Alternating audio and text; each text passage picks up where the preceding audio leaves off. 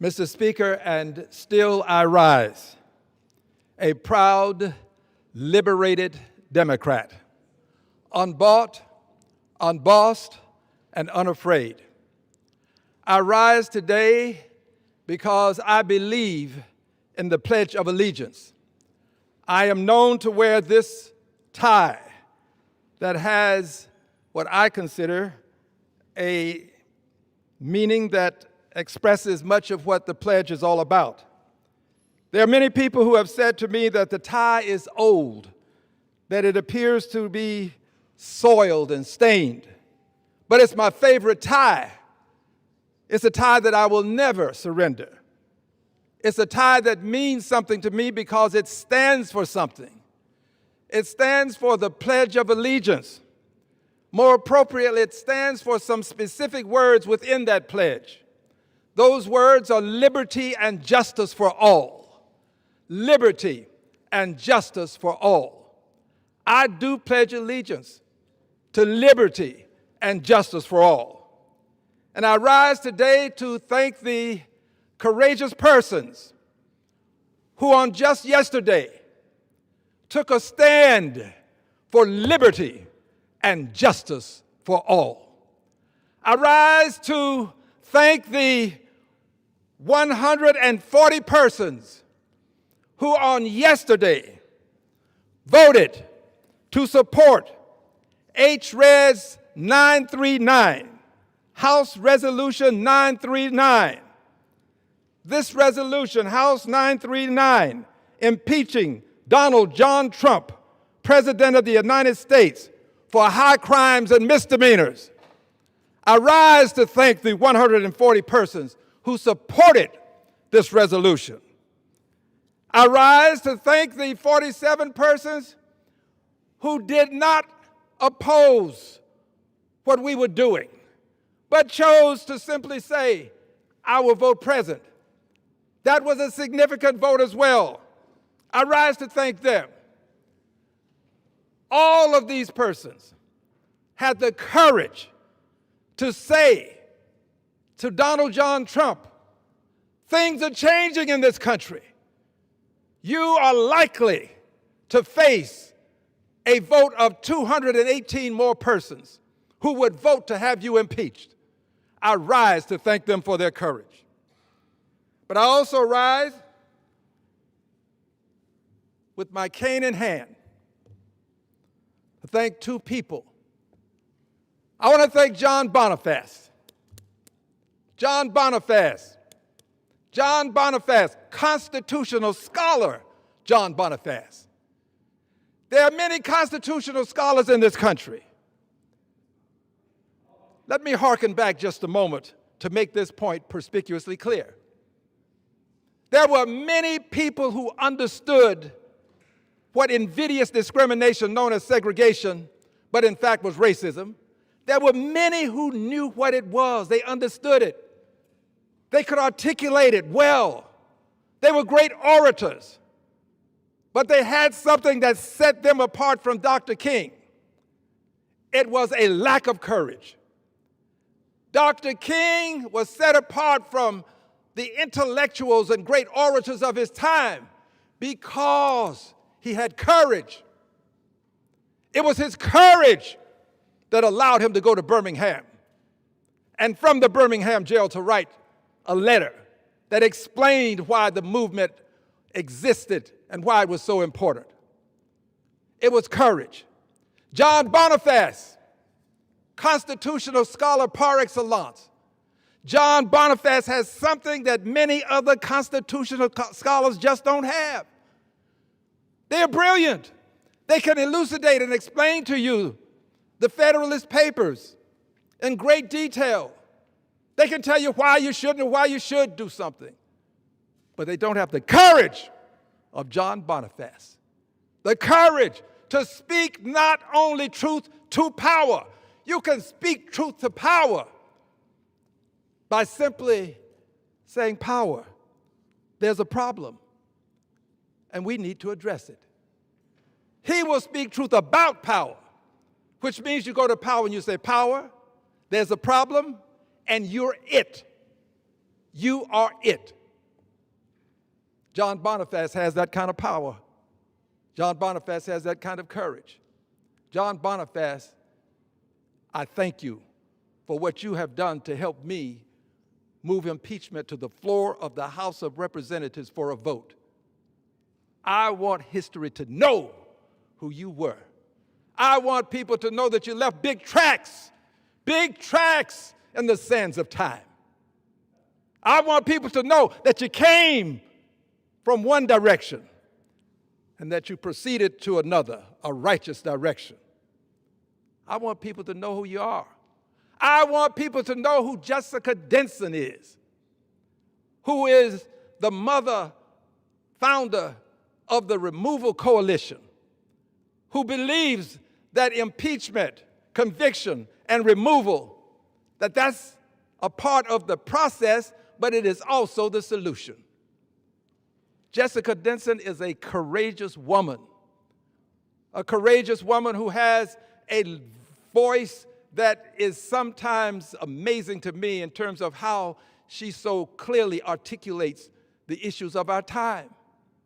I want people to know that she had the courage to be there when we were in front of the Lincoln Monument, to be there, to be the key, the cornerstone of the movement that caused us to get to the Lincoln Monument.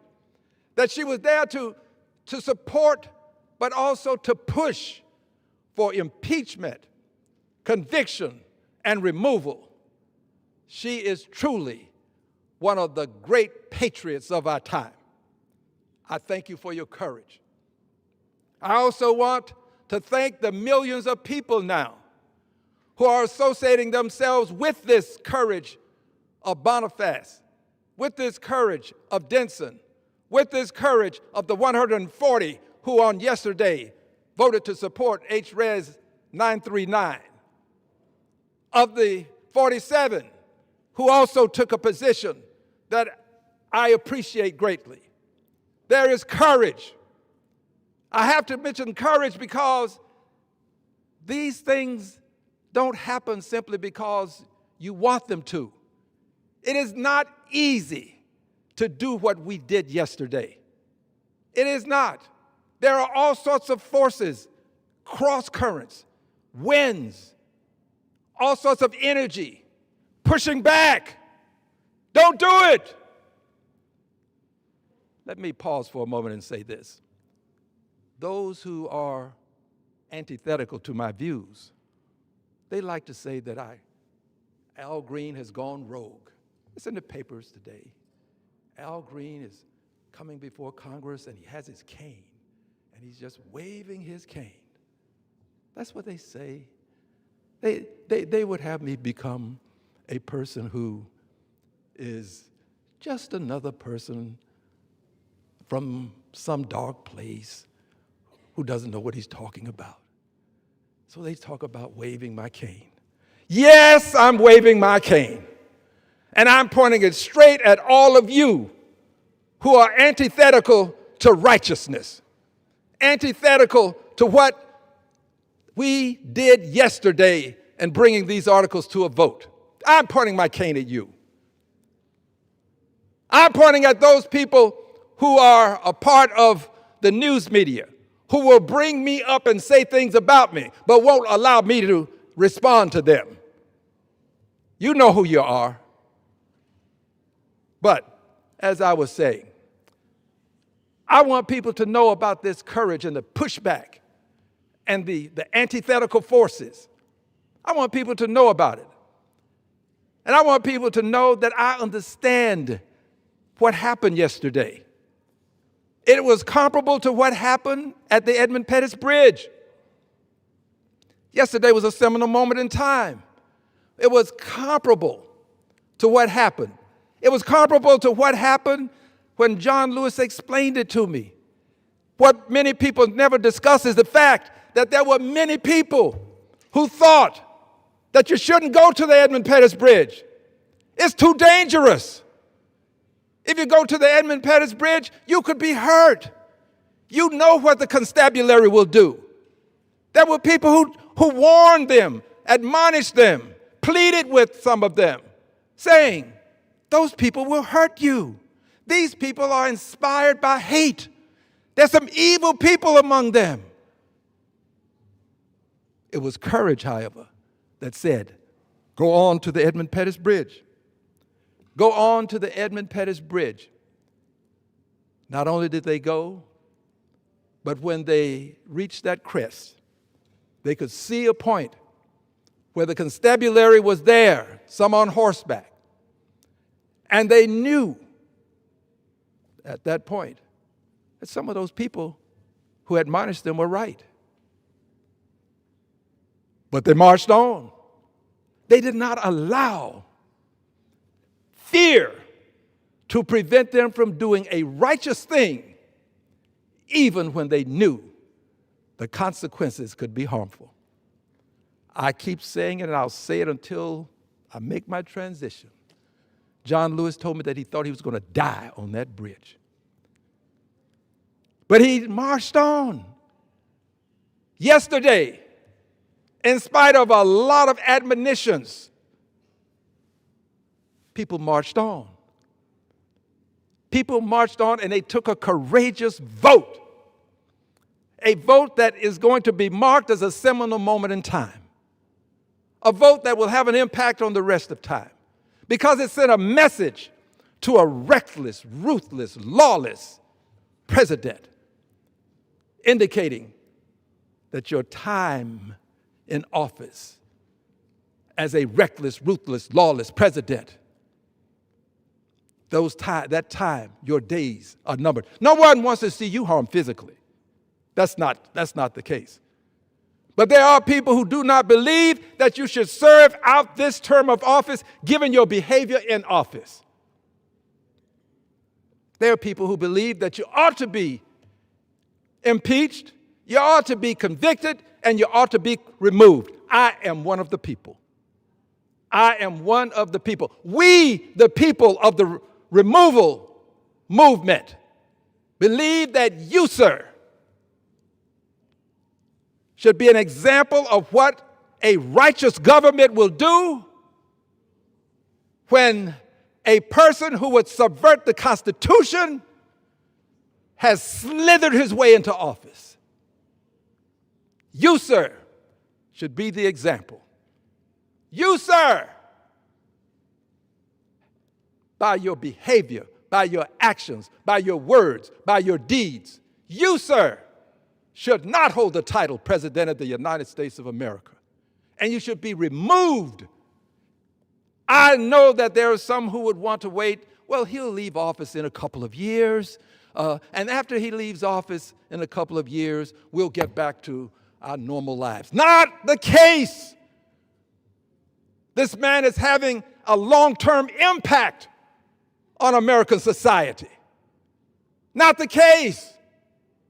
There are others who want to mimic him. There are many Trumps.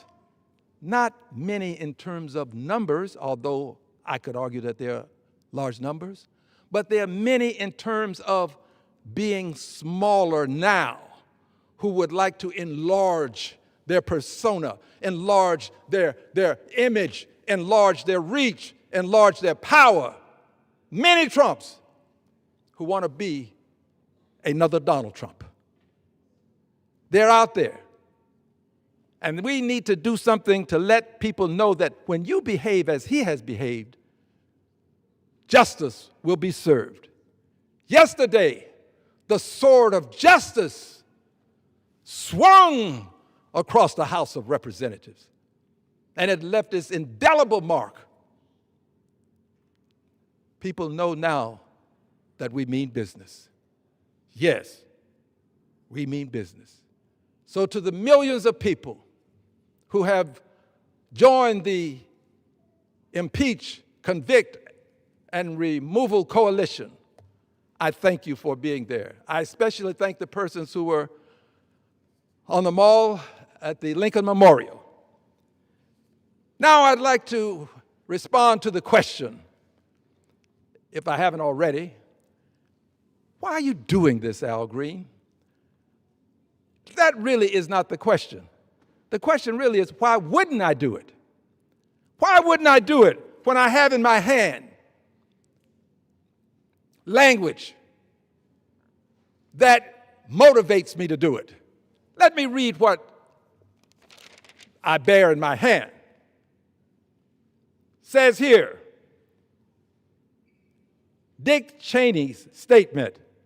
For further edification, that would be Vice President Dick Cheney. This is his statement on Donald Trump's statement, talking about Donald Trump.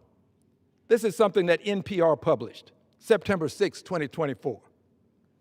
Vice President Dick Cheney. By the way, he was a Republican. I need not say it, but I think that it adds to what I'm about to say.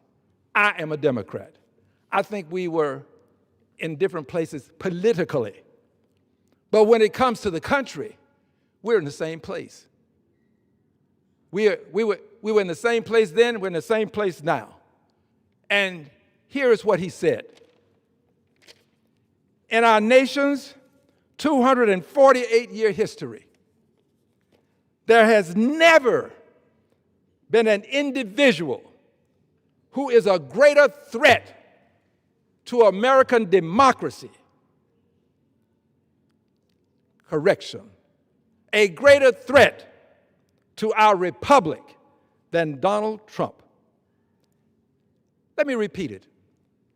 In our nation's 248-year history, there has never been an individual who is a greater threat to our republic than Donald Trump. But then he goes on to inspire.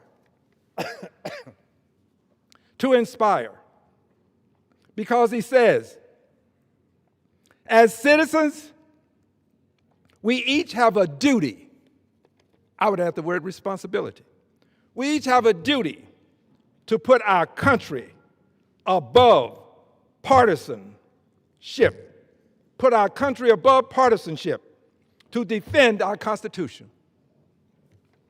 Put our country above partisanship and defend our Constitution. Though those words inspire me, I believe that he is right. We have to put country above partisanship. We got to defend the Constitution. That means defend liberty and justice for all, not in the Constitution, but it is symbolic of what the Constitution represents.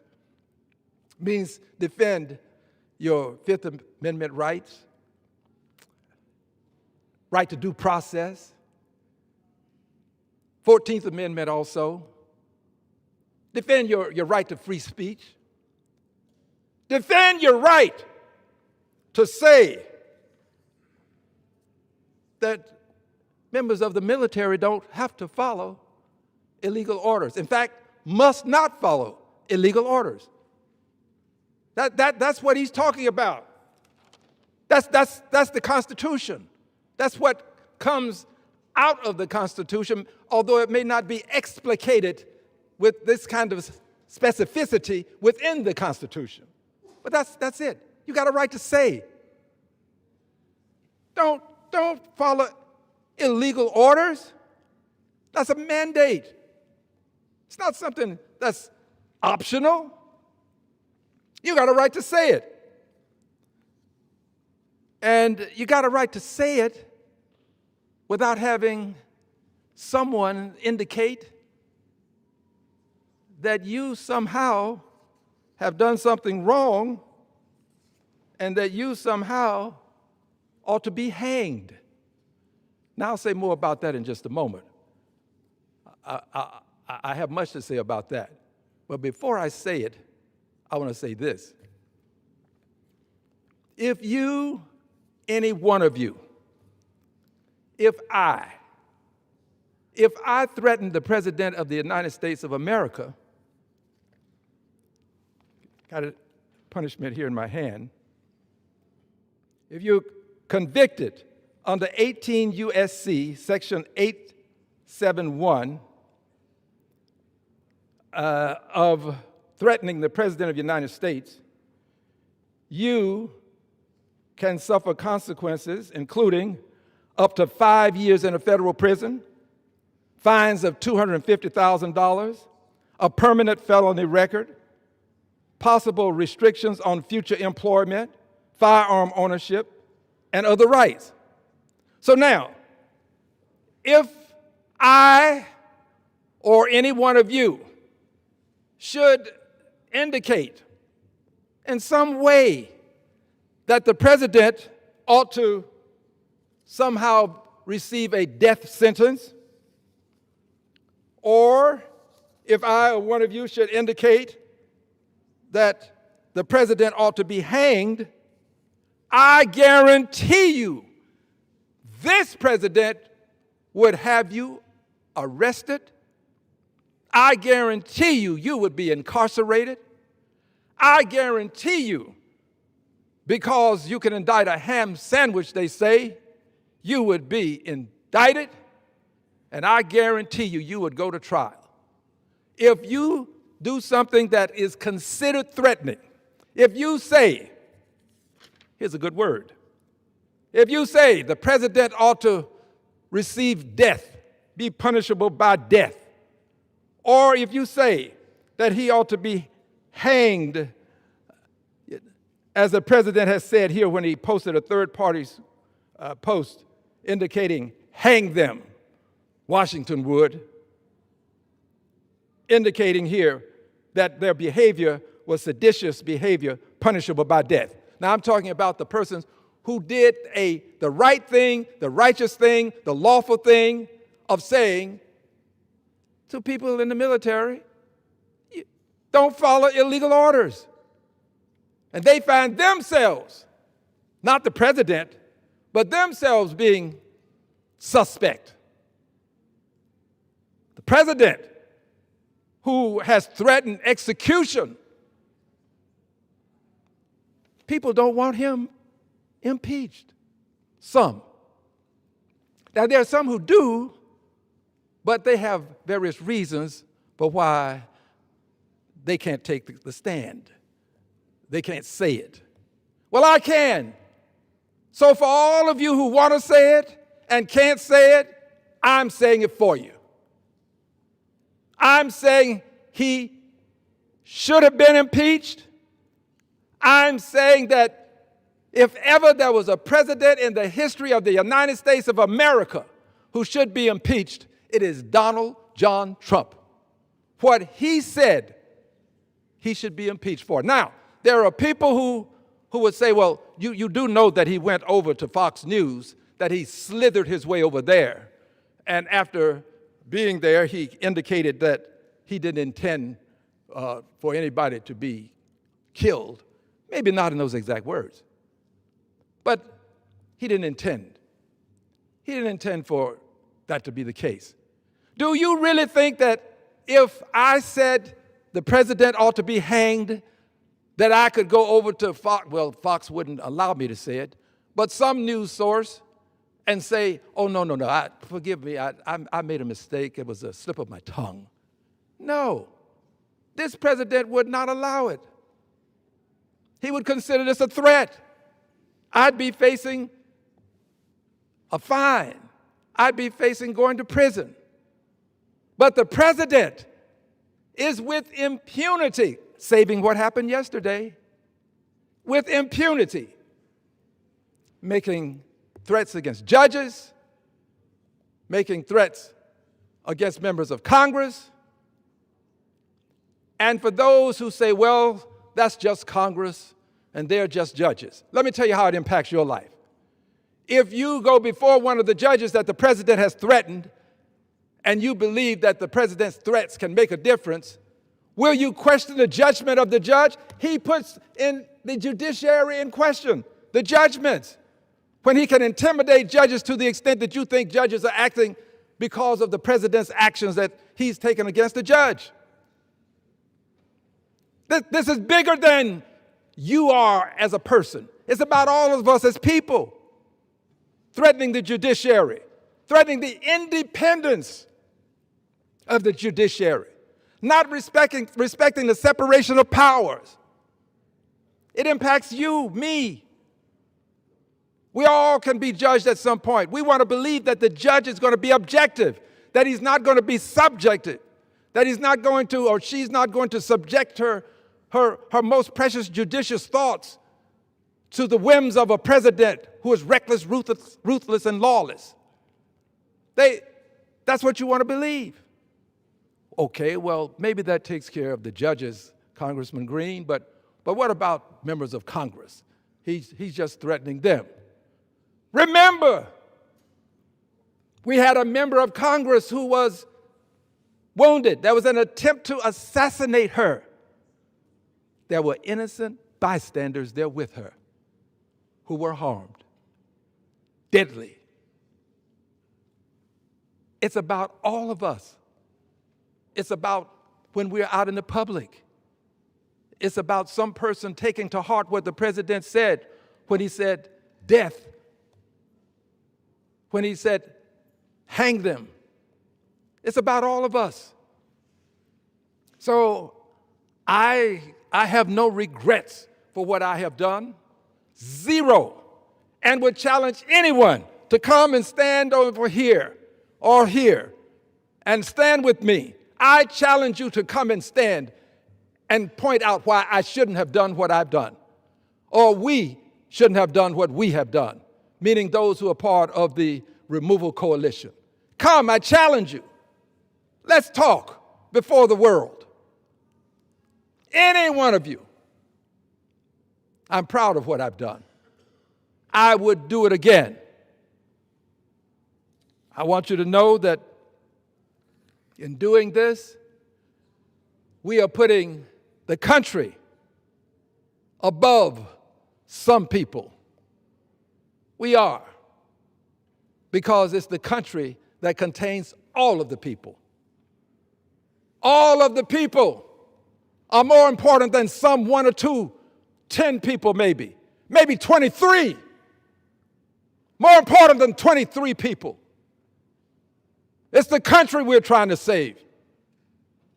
Well, how do you save the country without having control of the House of Representatives, Al? By showing the country that what is happening to this country is going to cause us to dissolve into something that we have been fighting. We're already at the point of having a person who is maybe less than a dictator, but an authoritarian. We're getting close. When the president controls one side of the aisle that has a majority, the Republicans, when a president, and that's in the House, controls one side of the aisle called Republicans in the Senate, when a president has stacked the Supreme Court of the United States, yes, he stacked the deck. When he stacked the Supreme Court and he's get rulings that people never thought the Supreme Court would render, all that's left is impeachment. That's all that's left. And there are those who would say, well, let's just wait. Why don't we wait? They told Dr. King to wait. One of the things that Dr. King said in response to this notion that we must wait, one of the things that he said was, the time is always right to do what is right. So now, I say to you, what we did yesterday was not only right, it was righteous. Because everything in those articles is true. It's righteous. And we don't have constitutional scholars coming out and saying, well, it really doesn't comply with Federalist number whatever. That's not the argument. The argument is, this is not the time. I differ. The time, as Dr. King put it, is always right to do what is right. Now, Dr. King didn't expect everybody to do what was right when he was doing it. And I don't expect everybody who believes that what we're doing is right but won't do it themselves to do what is right with us. I understand. But what I don't want you to do, and I beg that you not do, is assault the people who are standing up for you. in clever language. Don't do that. Don't assault us. We may fight back, but don't do that. I have bigger things to do. I'm not going to say ugly things. But my point is, this is bigger than any one of us in this Congress. It is bigger than the Congress, House, and the Senate together, and the judiciary. This is about the country. What kind of country will he leave when he leaves office? That's what we're dealing with. And my friends across the aisle are very much aware of how he is encroaching upon the separation of powers, the judiciary, how he is threatening the Supreme Court and threatening judges with abusive, vituperative language. When you threaten one judge, you're threatening them all. So let's not kid ourselves. He's doing it. So now I'm going to share this with you. I know who this president is. I want to make sure that you understand that I'm going to a different topic in sharing with you who he is. But I want to tell you who he is. Because in telling you who he is, I will be going to a different topic. I've made my point about impeachment. But I want to tell you who he is. Because I've seen him before. I know him. This is a different topic now. Because there's more to be said about this president than what was said in the articles of impeachment. And I want to say that more that has to be said at this time about who he is that wasn't in the articles of impeachment. And to say that, I'm going to move to another podium. I want to move to another podium. So give me just a moment as I move to another podium.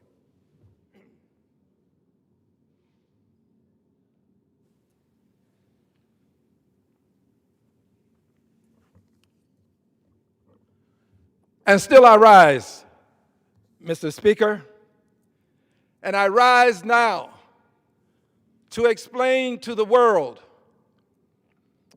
who Donald John Trump is.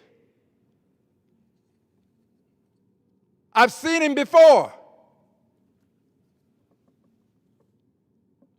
I've seen his cousins. I've seen his relatives. I'm going to tell you who he is. I saw him on June 11th of 1963 when he stood in the schoolhouse door. He was George Wallace. I saw him when he fought desegregation in this country. I saw him. He metamorphoses. He changes. He's a ship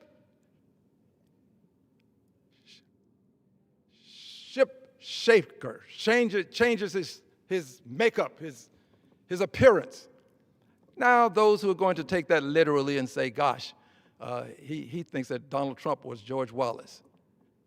But there are other people who understand that I'm saying George Washington was a forerunner of Donald Trump. So I saw him. I know who he is. He wasn't Washington, but he's, in a sense, his cousin. He was George Washington's cousin. He's a relative. Not because of ethnicity, not because of race, but because of behavior. Relative in terms of they're related in terms of their behavior. I know who he is. I saw him in 1964 when he was Lester Maddox, and he had an axe handle. And he used his axe handle to threaten people of color. I saw him with that axe handle when he wouldn't allow black people into his restaurant. I know who he is. I saw his cousin, Milton Friedman, Nobel laureate, when after the Brown versus the Board of Education decision was rendered, he went public and said, let's use vouchers to maintain segregation. That's another way of saying, let's use vouchers to maintain racism, because that's what segregation was. It was racism. I know who he is because I've read about him and what he did on May 18th of 1869 in Plessy versus Ferguson, the case that allowed invidious discrimination to bloom and blossom and permeate society. I know who he is. Some of you don't know. You've not had a chance to review his history as I have. I know his cousins. I know his relatives. I know who he is because I've read about what his relatives did on March 6th of 1857 in Dred Scott versus Sanford, when they concluded, this Chief Justice, that a black person had no rights that a white person had to respect. I know who he is. I know the people that were there before him to pave the way for him to do what he's doing now. I know him. And because I know him, I have to fight him. I know what he did in my lifetime. He didn't have a personal hand in what happened. But when I say he did, I'm talking about the people that have made it possible for him to do what he's doing now. So let's just say I know what they did, so that Fox News and some of the many others who are antithetical to hearing the truth, maybe they won't obliterate the truth to the extent that they're perfectly capable of doing. But here's what I know. I know what happened in my lifetime when I had to go to the back door to get my food. I remember when I had to drink from a filthy colored water fountain, when there was a pristine white water fountain right next to me. I know. I lived it.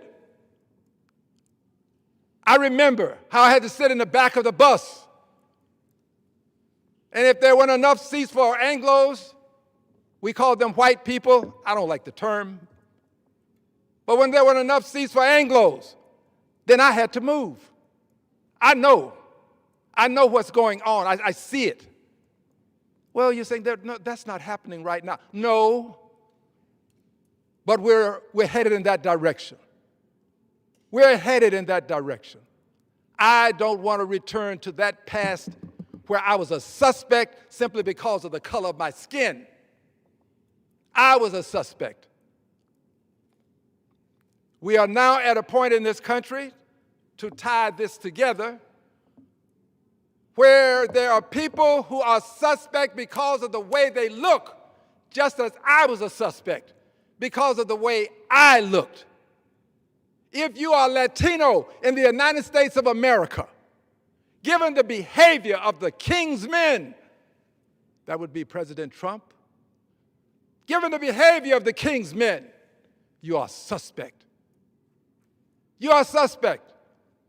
And the king's men can show up with a mask, faces covered, collect you.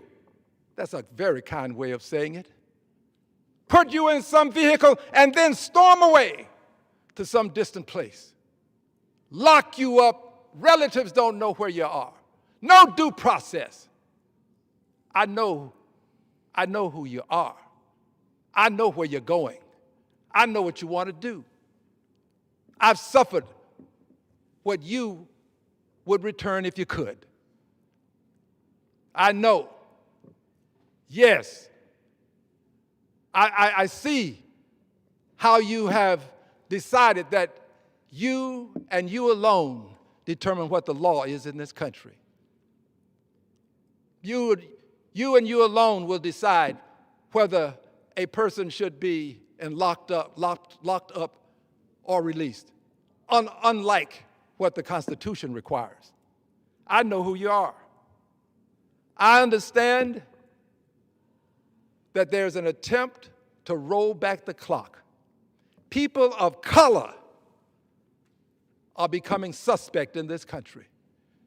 Now, you can be African American, you can be Asian, you can be Latino, but we're moving toward your being suspect.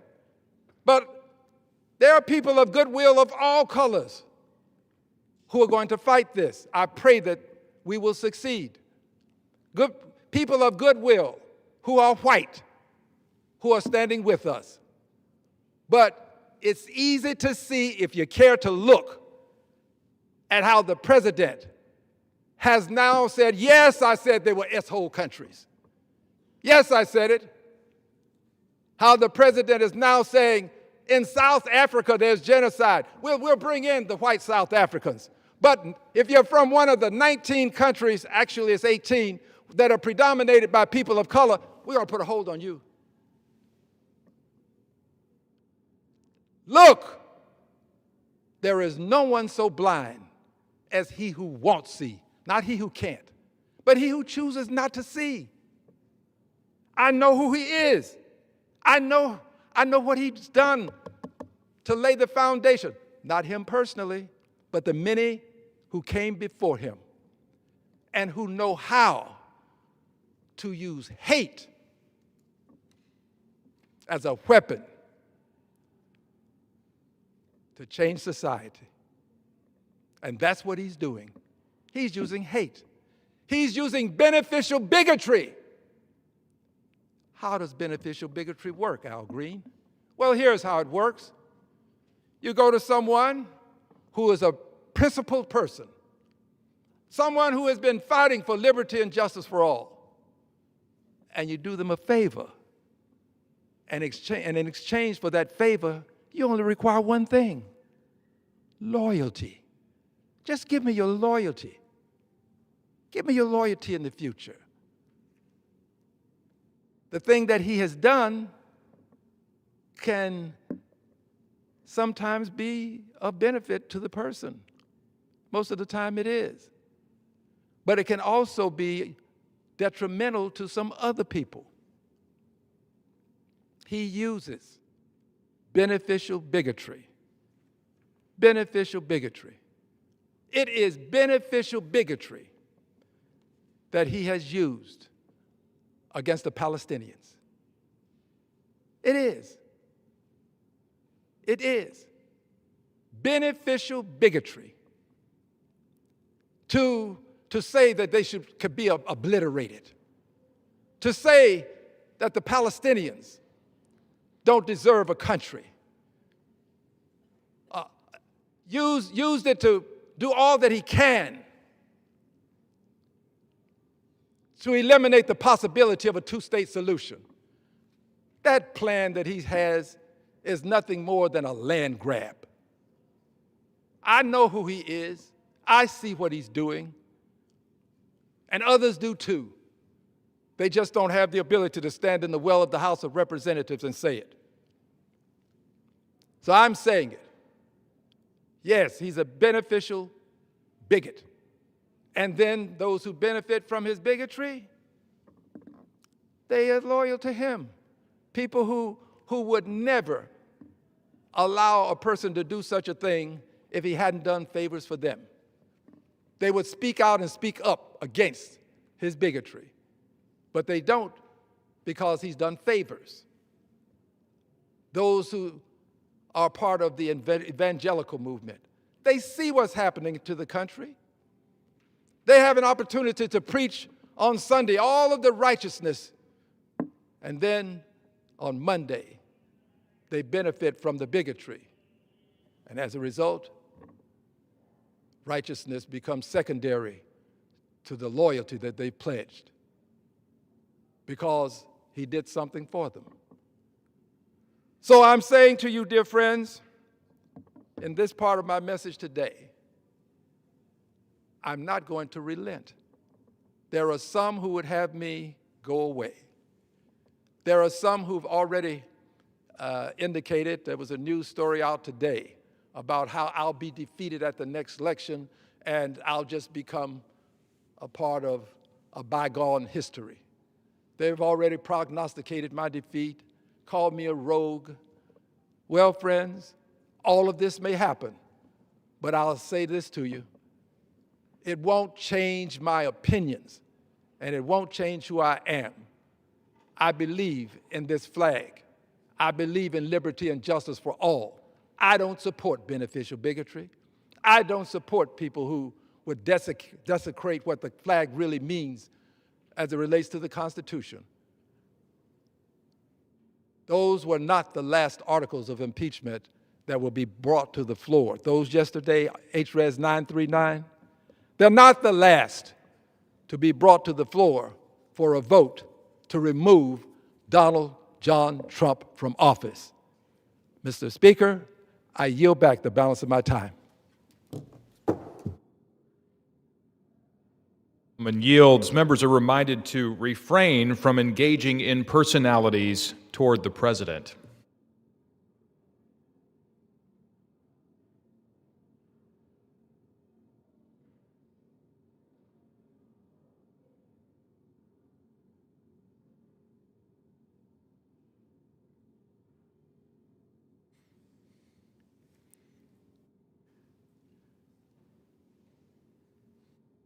For what purpose does the gentleman from Texas seek recognition? Mr. Speaker, first, before I begin, I ask unanimous consent that when the House adjourns today, it adjourn to meet at noon on Monday, next for morning hour debate, and 2 p.m. for legislative business. Without objection.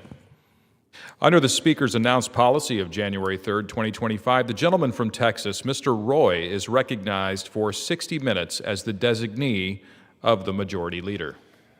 Well, I thank the Speaker, and it's great to have had the chance last night to be at the White House with the President and his cabinet, my colleagues, obviously celebrating the Christmas season, and our collective belief that this season is particularly important for the American people in recognition of who we are as a people and as a Judeo-Christian society in celebrating the birth of our Lord and Savior Jesus Christ. And it's not just a holiday for white lights and garland and making merry. It is a holiday that serves at the center of who we are as a people. As the Speaker knows, sitting there in the Speaker's chair In God We Trust, it is that collective faith that we have in the Lord Almighty and our collective belief in His Son that has served at the core of the strength of this country from its founding. And I'm going to talk about two things today that are related to that. One is a policy issue. That issue is the ability of the American people to get health care and care for one another. And the other is defending our Judeo-Christian heritage and Western civilization from the onslaught of those that wish to push the Islamification of our country into the forefront.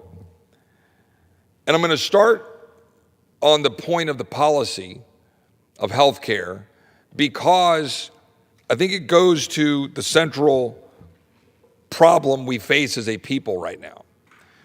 A lot of folks are talking about, quote, affordability. It's become the political hot button buzzword, affordability. This is being driven intentionally by my colleagues on the other side of the aisle because they've got virtually nothing to run on. And so they made a choice to shut the government down in order to set up a fight and to try to elevate the issue of health care because they believe they can win on it politically. So I want everybody to think about that for a minute. They shut down the government because they want to politicize the issue of health care, not actually work to solve the problem.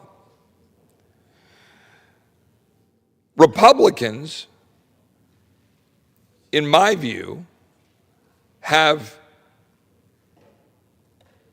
avoided the issue of health care out of political fear.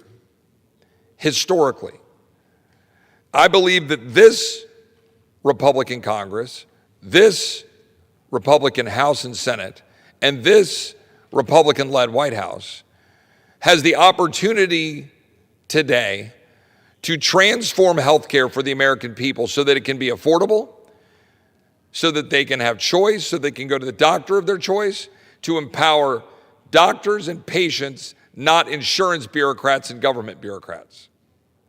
And I want to repeat that again, because I'm going to engage in a colloquy and yield to my friend from Missouri in a moment on this important topic.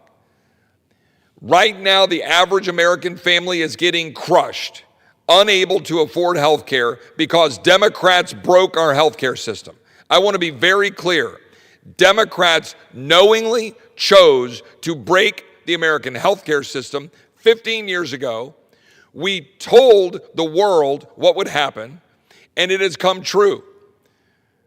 American families and the businesses that employ most of them, they're spending about $25,000 a year for insurance premiums that give them fewer options, restrictions on what they can do, higher copays, higher deductibles, and fundamentally makes it impossible for them to have actual care.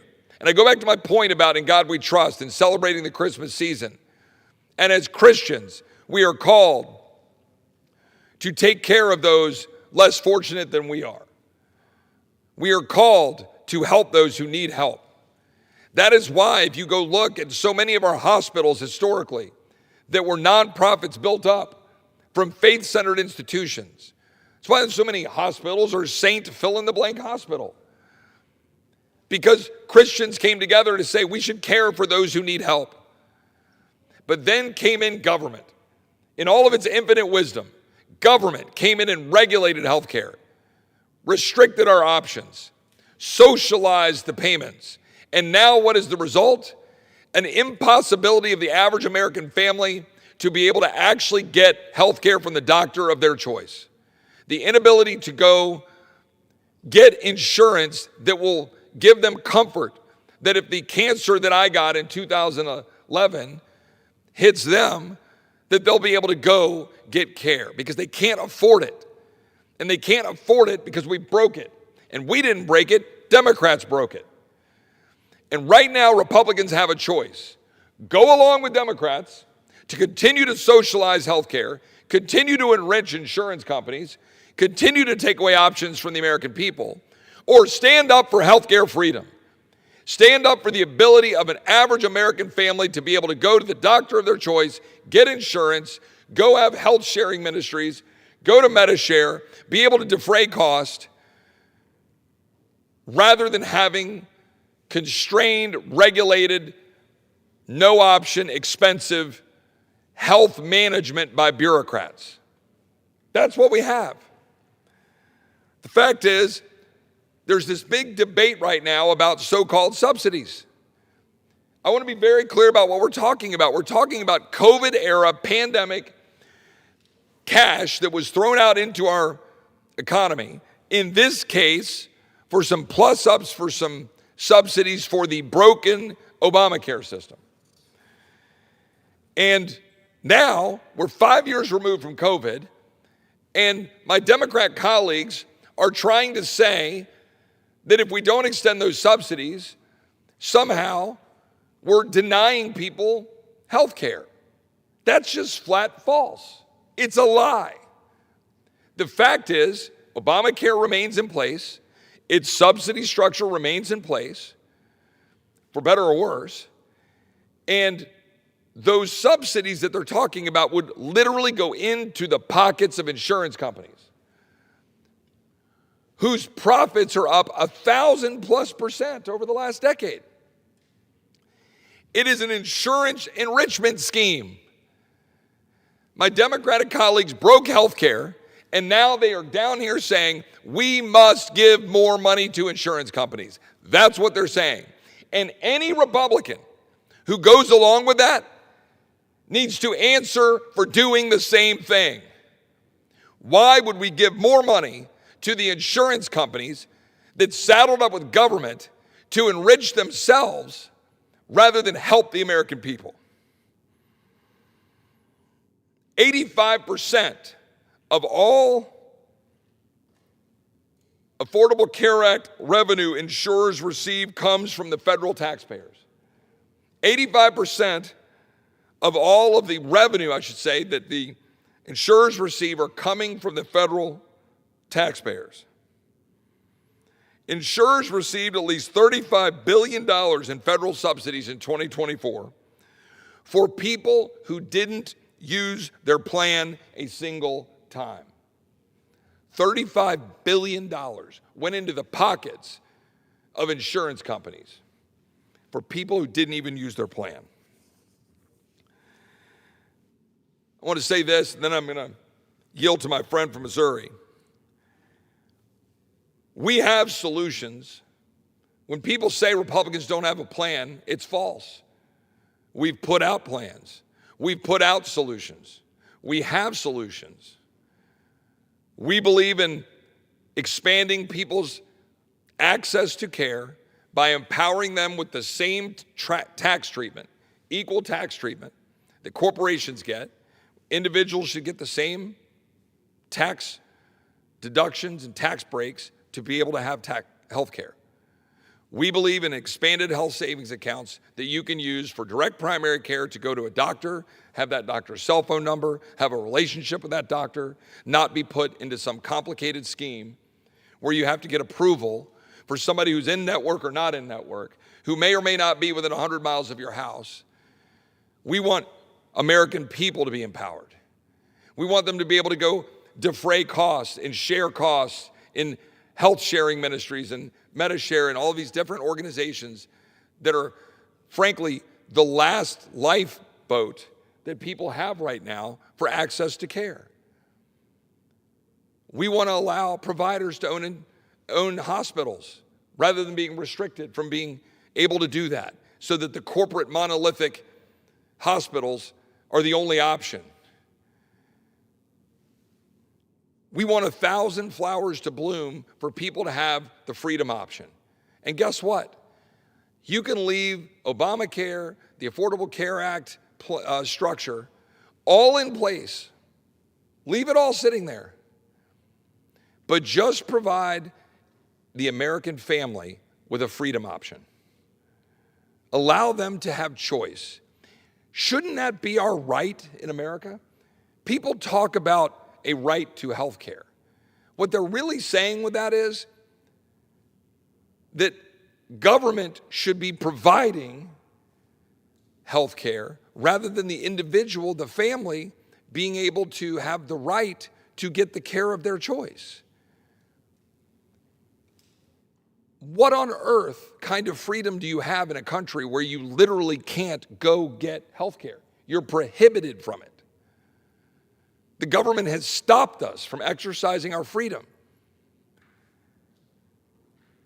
We have plans. What we don't have is the backbone and the willpower to stand up and deliver. And I say do it now. I say stand up and fight for healthcare freedom now. I'm tired of it. I don't want another election. I don't want another don't worry, we'll do it next time. I want to do it now.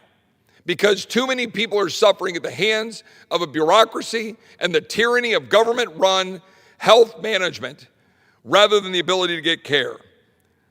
The current situation with respect to health care exists entirely by record of vote and a record of policies because my Democrat colleagues put forward policies that the American people are having to live under today. They broke the healthcare system. My Democratic colleagues are proposing an insurance company enrichment scheme. Literally, they are printing money in the Treasury and giving it to insurance companies. Their solution for healthcare is enriching insurance companies. Our solution for healthcare is empowering doctors. Our solution for healthcare is empowering people. Our solution for healthcare is spreading costs out among people who want to help each other out in the American way. It is why I started talking about Christmas. The question for Republicans is If not now, when? When are we going to stand up and deliver for the American people that basic right, I will say it, right, to access health care of our choice without government interfering, without government regulating, without stealing our ability to care for our own families and loved ones in our community? I know my friend from Missouri feels the same way. He's done incredible work on this subject. We are aligned, I think, almost entirely on the opportunity for Republicans to lead, the opportunity for Republicans to stand up and deliver for the American people on health care freedom for every American. Every American should be able to do that. And with that, I will be happy to yield such time as he shall consume. I thank the gentleman from Texas for yielding, and thank you for your passion and leadership on this topic and many others. Mr. Speaker, today I rise to address one of the most urgent issues facing the American family today, which is health care affordability. Under the Biden administration, inflation surged to levels that we haven't seen in decades, in generations, and health care costs rose right along with it, driving premiums, deductibles, and out-of-pocket expenses higher and higher and higher for families across this country, whether you're in an employer-sponsored plan or whether you're in the individual market. It doesn't matter. The entire thing has been destroyed by the Democratic Party and their schemes. For years, Washington has told the American people that if we just spend more, if we just mandate more, if we just regulate more, then healthcare will somehow become cheaper. It'll become simpler and more humane. But that promise clearly has failed in a spectacular way. We're watching it fail go out in flames as we speak. The Affordable Care Act was sold as a solution. It has locked families instead into a system where premiums keep rising and deductibles keep climbing, networks shrink, and patients are left with coverage that they can't even use, and bills that they can't even predict. There's no transparency in the costs of what the health care that they're receiving is. Let's be honest about where we are right now. Health care now consumes 1/5 of our entire economy, and hospital prices have risen 3 times faster than the awful inflation that we have been experiencing as a mean. Insurance premiums have soared, and yet patients still struggle to see their doctor.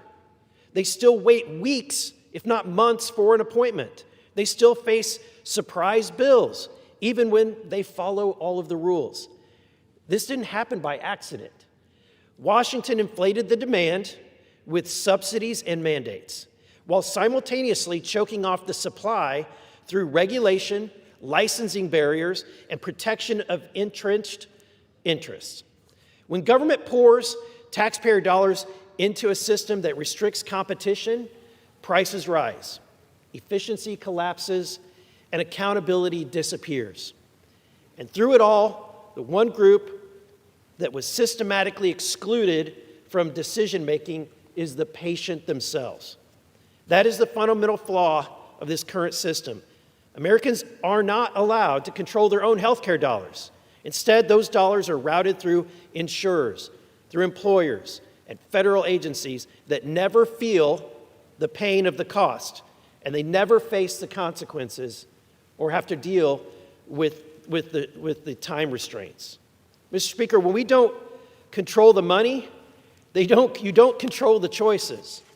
And contrary to the claim that, as my colleague from Texas has mentioned, that we don't have any ideas, that is not at all the case. There have been multiple bills that have been sponsored year after year by thought leaders like the gentleman from Texas, but yet they haven't come to the floor for a vote. They haven't been given ample opportunity. Well, I'm glad to see that now there's an appetite for this discussion, because this House is already filled with serious, actionable reforms that give Americans real options beyond Obamacare. I recently co-signed a letter by Representative Biggs that highlighted 14 distinct health care reform bills that are out there, all of which present much better more affordable solutions than the current disaster that we're facing with Obamacare. And that is why I'm promoting a new framework that's called MAHA, Make America Healthy Again, a patient-centered alternative that restores choice, restores transparency and affordability without expanding government control or forcing anyone to give up their current coverage. MAHA is built on two simple ideas. First, MAHA accounts, which are a modern, flexible, tax-free health account that puts individuals and families back in charge of their health care spending. In essence, this is following through on the things that our president has truthed. Stop giving the money to the insurance companies, give the money to the people. These accounts allow for Americans to save and spend their own money on the care that they actually choose, the insurance premiums that they want to pay, the direct primary care, long-term care, and wellness expenses like healthy food and fitness. Imagine encouraging Americans to take their pre-tax dollars and go buy the healthy food that will sustain their family. And the unused funds roll over. Contributions will grow tax-free within these accounts, and families can even help a neighbor in need through a direct, tax-advantaged charitable support. This isn't about micromanagement from Washington. It's about restoring personal responsibility and real purchasing power. Second part of MAHA is the insurance, which will be a new affordable insurance option that's paired with these accounts that emphasizes transparency, competition, and catastrophic protection rather than all of the bloated mandates. These plans eliminate unnecessary requirements that have been proven to fail and drive up the costs in Obamacare. It will cap excessive provider pricing, expand access through telehealth and workforce reforms, and guarantee coverage without annual or lifetime benefits. Together, the MAHA accounts and MAHA insurance offers something that the Affordable Care Act never did, a real alternative. And let's be clear, this does not force anyone to abandon their current coverage. If you like the crappy ACA Obamacare plan that you currently have, you can keep it. But Americans deserve another option, one that treats them like an adult, not line items in a federal spreadsheet. Mr. Speaker, the American people are tired of being told that confusion is inevitable, that high costs are unavoidable, and that Washington knows better than they do. They are tired of a system that protects insurers and institutions and lobbyists while families struggle to make ends meet. Give the people control over their health care dollars. It's not a radical concept. It's how markets work. It's how innovation happens. And it's how costs come down. The choice is simple. We can continue doubling down on a failing system that promises coverage but little care, or we can offer Americans a new path, one grounded in freedom, one grounded in responsibility, and trust in the people that we serve. Mr. Speaker, the American people, and I want to make this very clear, Mr. Speaker, the American people don't want Republicans to do half measures or to tinker around the edges. They don't want excuses. They want leadership, and they want bold action.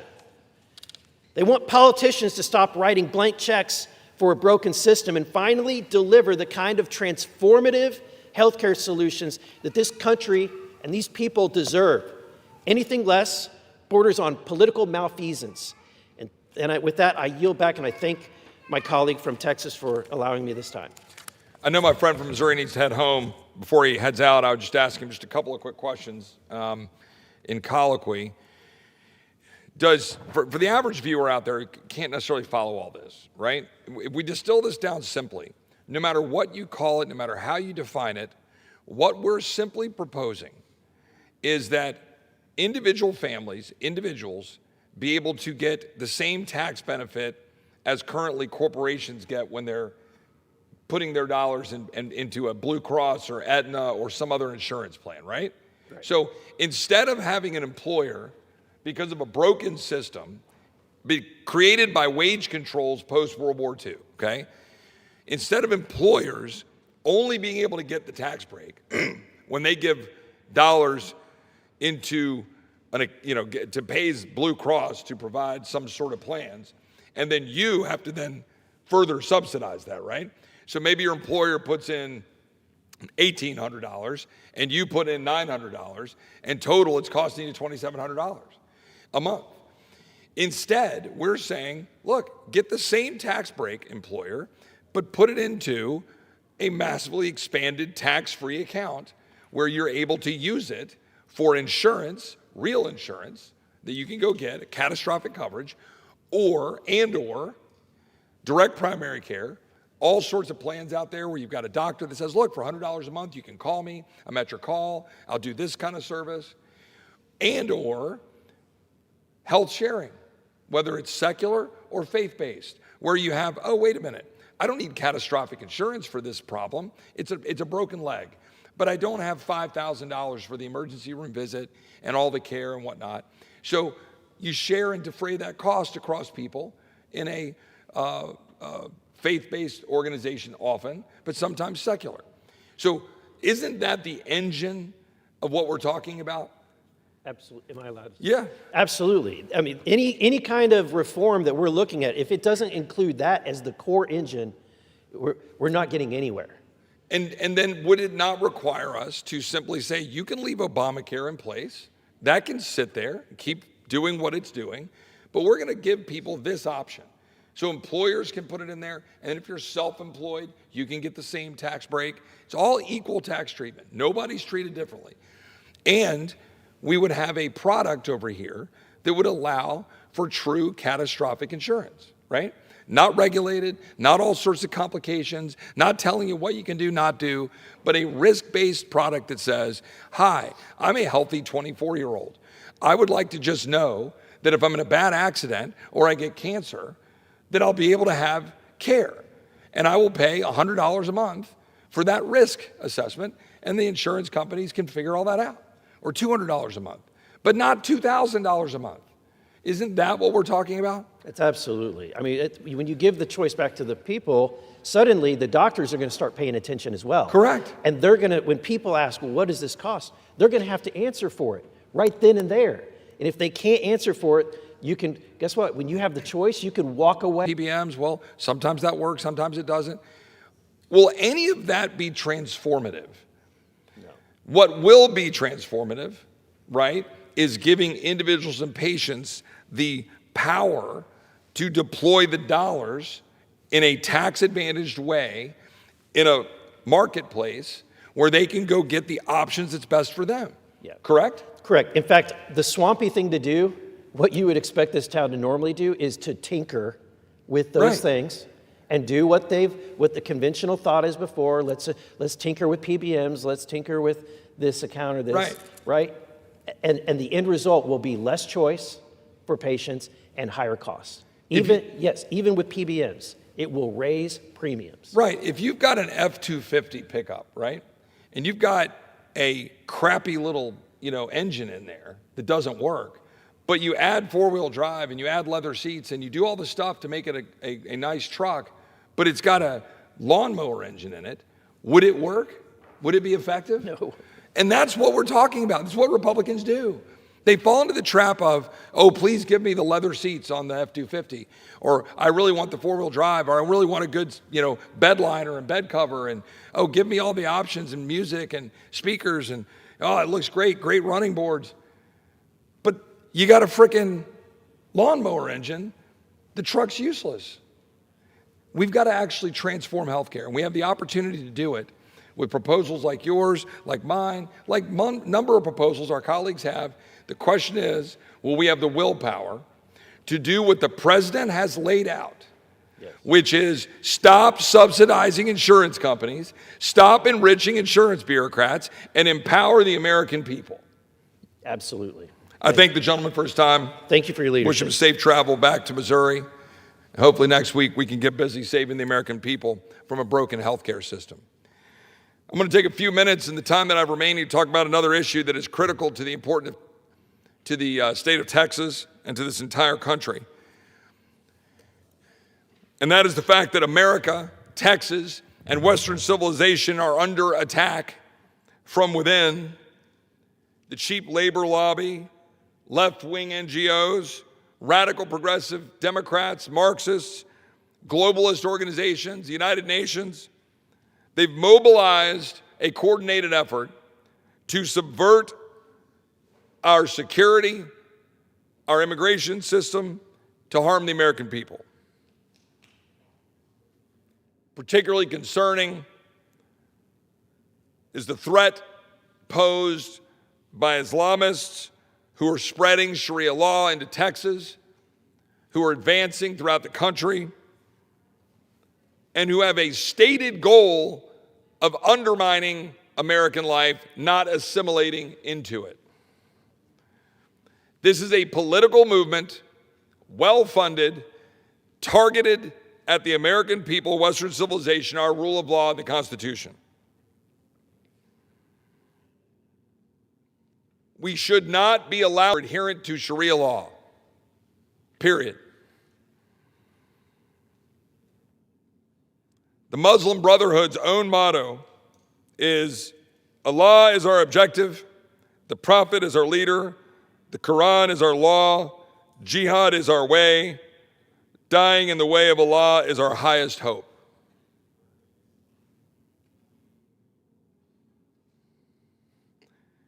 Meanwhile, Europe has fallen. London, Paris, mere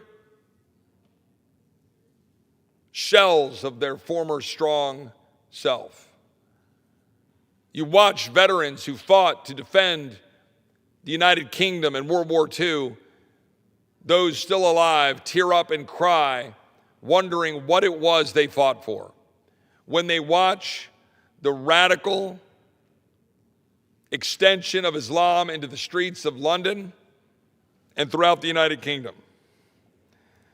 In France, a majority of young French Muslims put Shari'a above their own national laws, and more than a third have sympathy for Islamification. French officials have warned President Macron that Islamists are infiltrating France's Republican institutions and are a threat to national cohesion. The authors of the report to Macron identified the Federation of Muslims of France, FMF, as the main French emanation of the historic Muslim Brotherhood, which was founded 100 years ago to promote a return to core Islamic values. They said the FMF controlled 139 places of worship in France and a further 68 affiliated, in all around 7% of the total.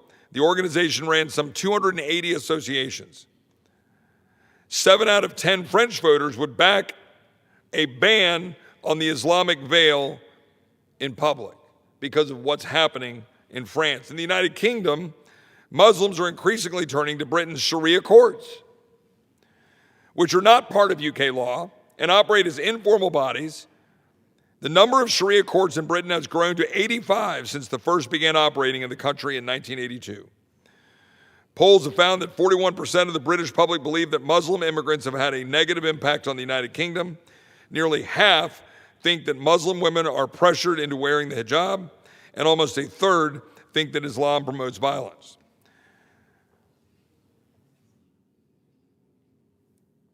Parallel legal systems are not keys to a thriving society.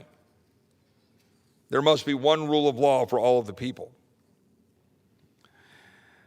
All the way back in 1991, a lot of people won't know this, the Muslim Brotherhood issued a memorandum about North America, detailing a plan for, quote, the enablement of Islam in North America, establishing an effective and stable Islamic movement led by the Muslim Brotherhood, which adopts Muslims' causes domestically and globally and works to expand the observant Muslim base. It was a coordinated and specific effort to advance Islam into the United States.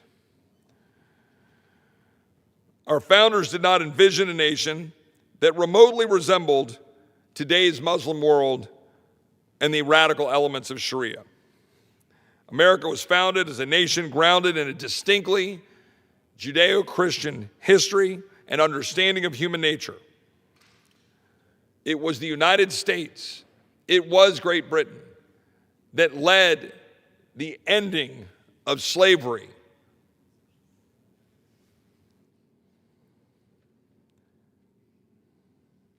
John Adams said, "One great advantage of the Christian religion is that it brings the great principle of the law of nature and nations to the knowledge, belief, and veneration of the whole people."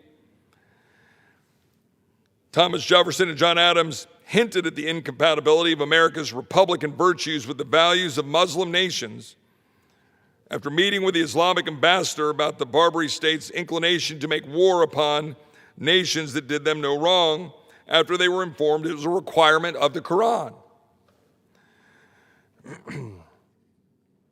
Jefferson's papers. In 1786, he wrote, quote, "We took the liberty to make some inquiries concerning the grounds of their pretensions to make war upon nations who had done them no injury, and observed that we considered all mankind as our friends who had done us no wrong, nor had given us any provocation. The ambassador answered us that it was founded on the laws of their prophet, that it was written in their Quran, that all nations who should not have acknowledged their authority were sinners, that it was their right and duty to make war upon them whenever they could be found, and to make slaves of all they could take as prisoners, and that every Muslim who should be slain in battle was sure to go to paradise." That's Jefferson in 1786. Our founders knew that Shari'a law was not consistent with Western civilization and our values. Shari'a law is a problem that is growing throughout the United States and certainly growing in Texas. My home state bore the brunt of a 4-year mass migration invasion under the previous administration. But there's been a quieter one of Islamists leveraging our immigration system and corporate interest to extend and use diversity visas, chain migration, H-1B visas, to flood our country with people who don't believe in it and have no intention of assimilating into it.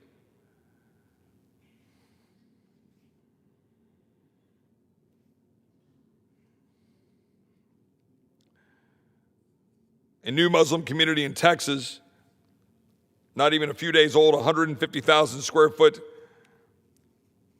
Muslim community center was opened in Houston. Epic City in Plano, outside of Dallas-Fort Worth, has raised all sorts of questions about their intentions to create a effectively Muslim-only community where Shari'a law no doubt will be practiced.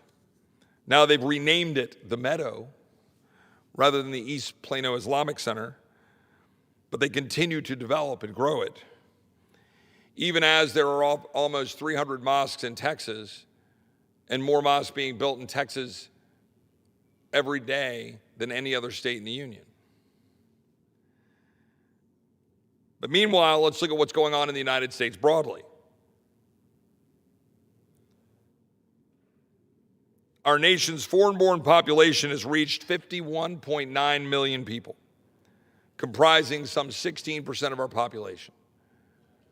We're at the highest levels of percentage in our history.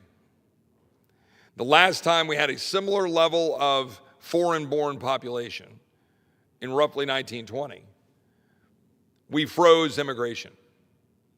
And largely for about 40 to 50 years, we froze it.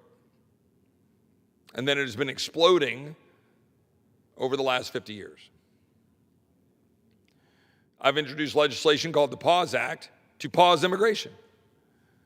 And to pause it until we get our hands around all of the problems that are currently plaguing our immigration system.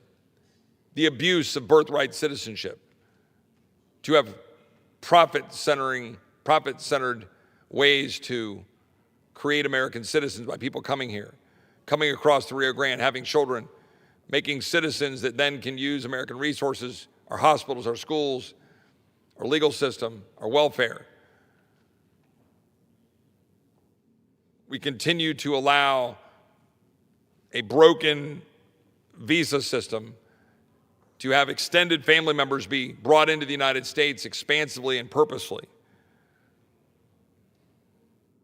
H-1B program has been exploited and abused now for years and must be abolished or massively reformed.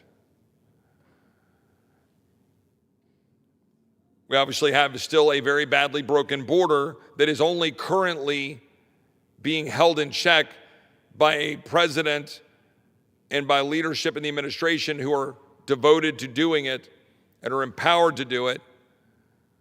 But all of the ways in which Biden, Mayorkas, and that entire administration allowed our border to be wide open and have 10 million flood our country, all of those things still remain in place statutorily.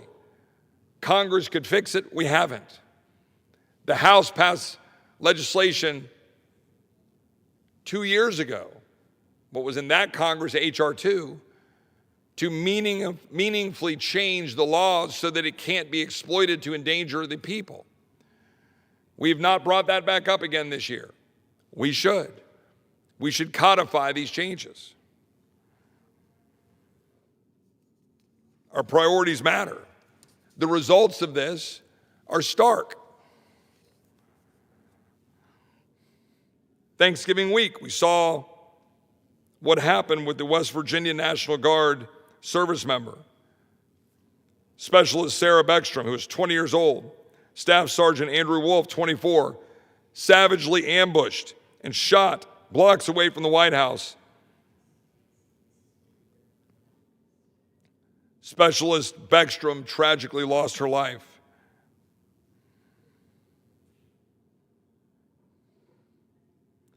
The attacker, Ramanullah Lakenwal, an Afghan national who was imported through the Biden-Mayorkas illegal Operation Allies Welcome Parole program, drove from Washington State to carry out this diabolical act in our nation's capital. According to DHS, over 5,000 Afghans brought to the United States through Operation Allies Welcome had either national security or public safety concerns. We are importing people who want to undermine and destroy our country. And both sides of the aisle have been guilty of this. This is not a debatable reality. It's literally occurring.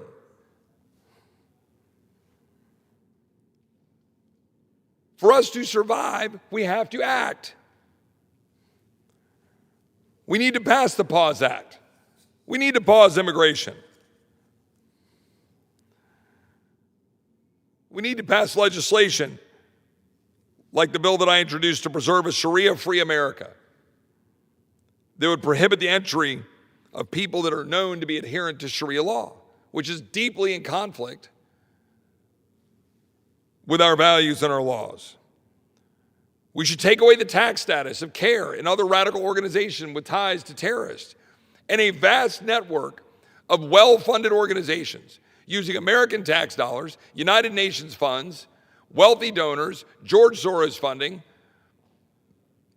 foreign funding, nation states, all pouring in to organizations, NGOs, driving this agenda. The Marxist, Islamist, red-green alliance that wants to destroy America as we know it. I introduced legislation to take away CARE's tax status. Why are we giving them tax breaks to try to destroy America?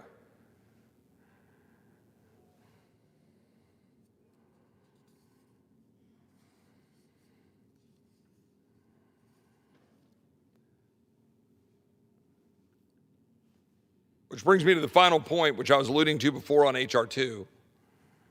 That is legislation designed to codify effectively what President Trump is doing. To stop the abuse of parole, to stop the abuse of asylum, to stop the abuse of catch and release, to stop all of the abusive ways in which an exploited border can undermine our security and endanger us. We cannot rely on the administration to do it. Congress needs to act. Congress needs to codify it. Congress needs to change it. And states and state leaders need to stand up and use the legislation that we did pass in January to enable suit against the federal government when they fail to secure the border that we included in the Lake and Riley Act, because states can no longer be beholden to a federal government that refuses to secure the border. We have a reprieve under President Trump. That reprieve will no doubt one day come to an end, and states must be empowered and have leaders who are willing to stand up and fight. States need to challenge things like Plyler versus Doe, the Supreme Court ruling that said that we must have taxpayer funding going to pay for the education of illegal alien children. You want to choose to do it, that's for you to decide. But we should not be forced to use taxpayer dollars to do that, and we should challenge that Supreme Court ruling, and we should stand up to defend our country. The fact is, you can't win a war that you're not willing to recognize exists.